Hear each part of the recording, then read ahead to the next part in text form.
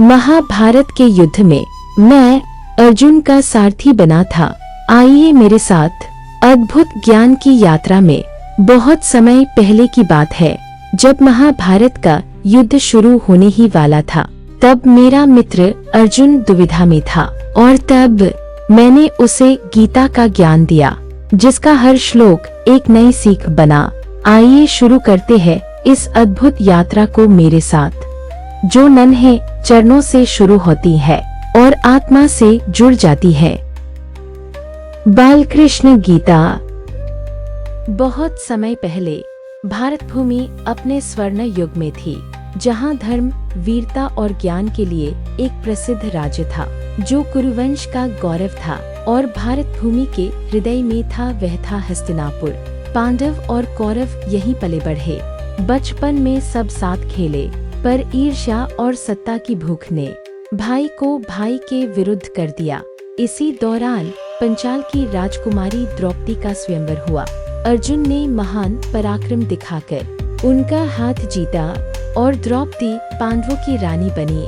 पर भाग्य ने उनके लिए कुछ और ही लिखा था। कौरवों की कुटिल राजनीति ने पांडवों को जुए के खेल में उलझा दिया और उसी खेल में हुआ इतिहास का सबसे बड़ा अन्याय, द्रौपदी का चीरहरण।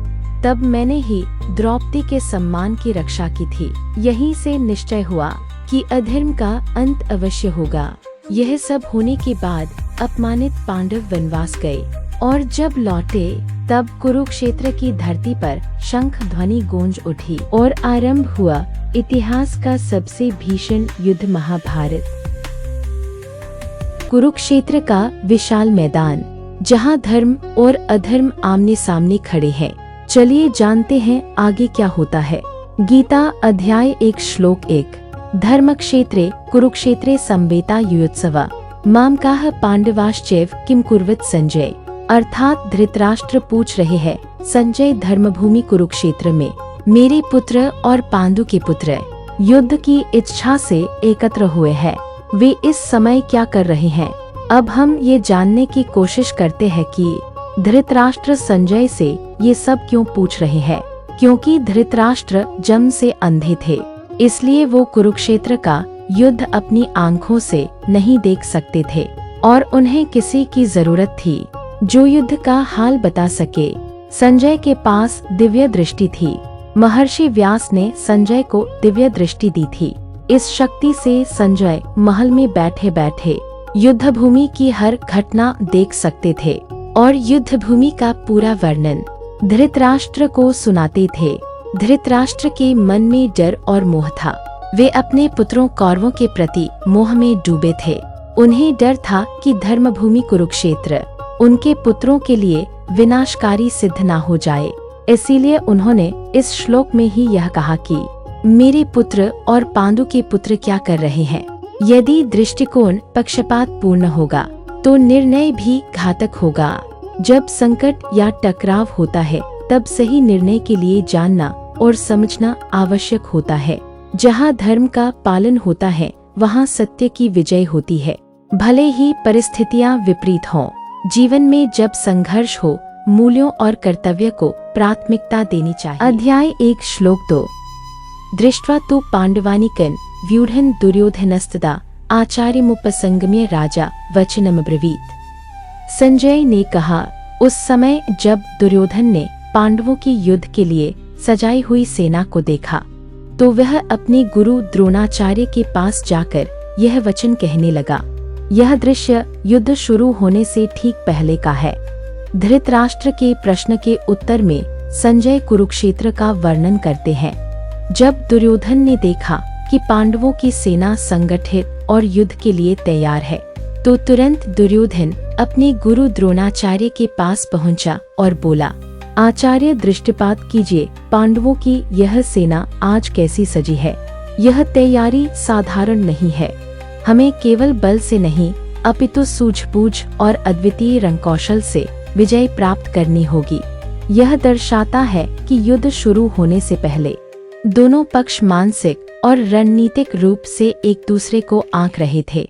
इससे यह स्पष्ट है कि शत्रु का अनुशासन और तैयारी देखकर भी मनोबल पर असर पड़ सकता है।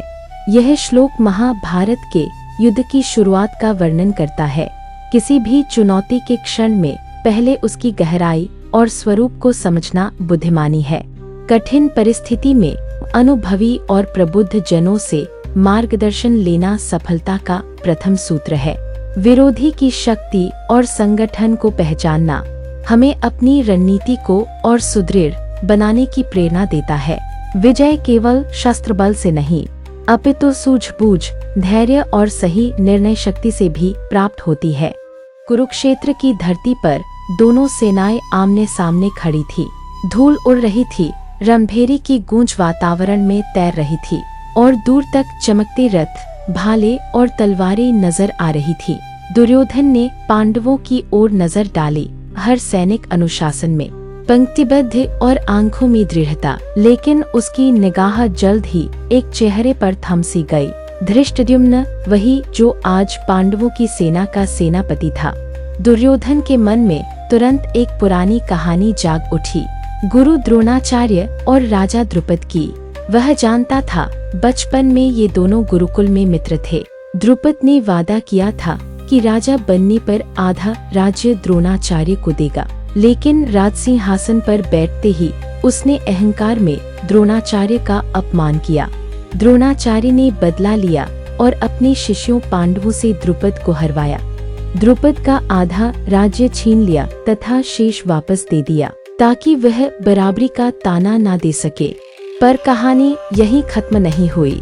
द्रुपद ने अपमान का बदला लेने के लिए एक यज्ञ कराया। यज्ञ कुंड की अग्नि तेजी से भड़क रही थी, मंत्रोच्चार हो रहे थे और तभी अग्नि से प्रकट हुए धृष्टद्युम्न। न कोई शैशव अवस्था, न बाल्यकाल, सीधे युवा, बलशाली, कवचधारी, धनुष बाण लिए हुए। उनका चेहरा तेज से दमक रहा था, मानो वे किसी देवता के ही अवतार हों। उनके साथ उनकी बहन द्रौपदी भी अग्निकुंड से प्रकट हुई।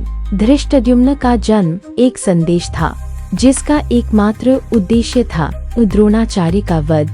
विडंबना देखिए, द्रोणाचार्य ने खुद उसी धृष्टद्युम्न को युद्ध विद्या सिखाई, क्योंकि उनके लिए कर्तव्य और गुरु धर्म अपने जीवन से भी अधिक महत्वपूर्ण था।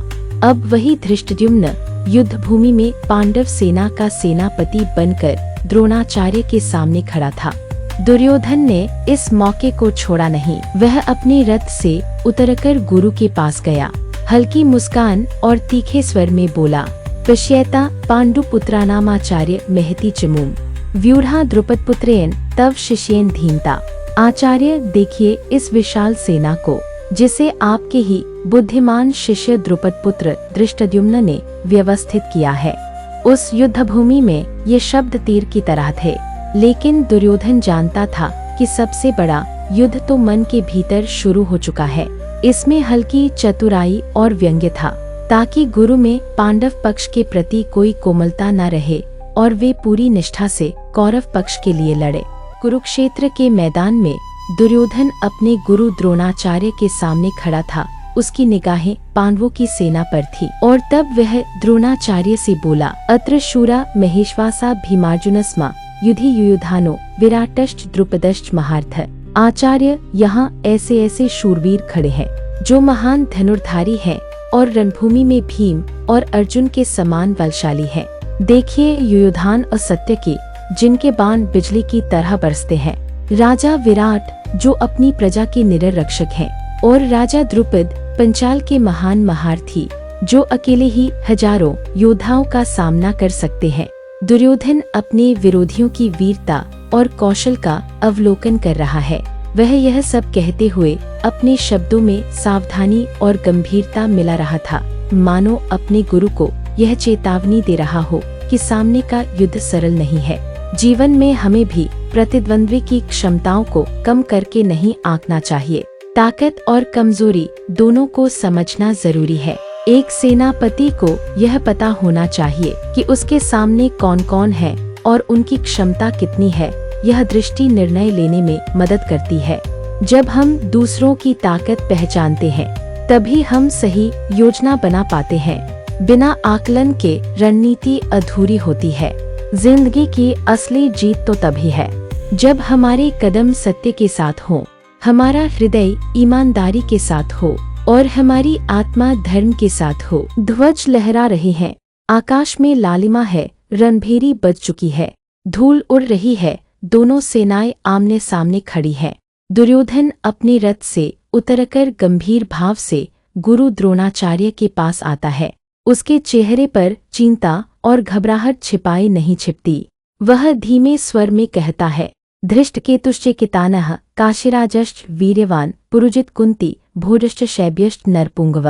गुरुदेव, देखिए पांडवों की सेना कितनी सुसज्जित और बलवान है। वहाँ देखिए धृष्टकेतु शिशुपाल का पुत्र, अपराजित योद्धा। उसकी आंखों में अग्नि है और हाथों में अजेय शस्त्र। उसके बगल में है चेकितान, जिसे रणभूमि का सिंह कहा जाता है। सामने खड़े हैं काशीराज, अपनी अद्भुत वीरता और शौर्य के लिए प्रसिद्ध। और ये रहे पुरुजित व कुंतीभोज, महारानी कुंती के कुल के गौरव, पांडवों के रक्षक। तथा वहाँ खड़े शैव्य, जो नरपुंगव हैं, अर्थात जो पुरुषों में श्रेष्ठ कहे जाते हैं। मानो वह सोच रहा हो, क्या इन सब का सामना करना संभव है। गुरु द्रोणाचार्य शांति से उसकी बातें सुनते हैं। उनके चेहरे पर कोई चिंता नहीं, केवल गहरी गंभीरता। मन ही मन वे जानते हैं, धर्म के विरुद्ध खड़ा यह राजकुमार कब समझेगा कि वीरता का साथ हमेशा धर्म के पक्ष में ही होता है। धर्म की ओर खड़े ये योद्धा केवल शस्त्रों की शक्ति से नहीं, बल्कि सत्य और धर्म की शक्ति से भी अजेय हैं। हर व्यक्ति की अपनी विशेषता होती है, उसे पहचानना ही बुद्धिमानी है। अहंकार और अति आत्मविश्वास हमेशा हार का कारण बनते हैं। महाभारत के श्लोकों की अद्भुत यात्रा में हमारे साथ जुड़ने के लिए चैनल को सब्सक्राइब अवश्य करें।